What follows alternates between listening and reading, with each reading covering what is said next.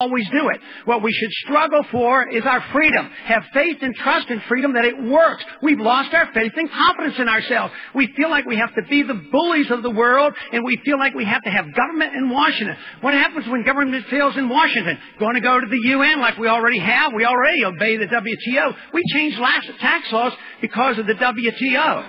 There's every reason in the world that if we just look to our traditions and understood our problems, we can once again set the goal for liberty, not for this perfect society that comes at the sacrifice of liberty. When you ask government to do it, you have to sacrifice liberty. This is not difficult to understand, but right now we are drifting rather rapidly into a totalitarian state.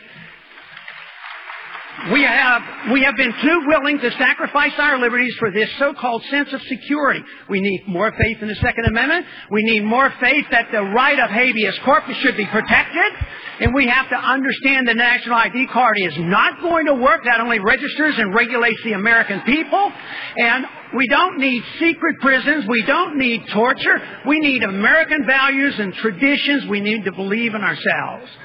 And once again, I would like to reiterate from a Christian viewpoint, the true doctrine of war written by Christianity.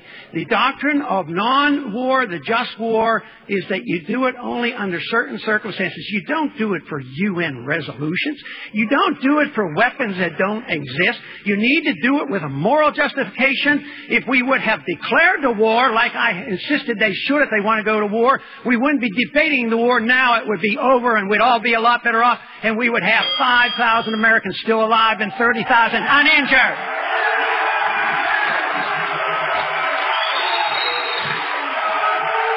Okay, thank you, Dr. Paul.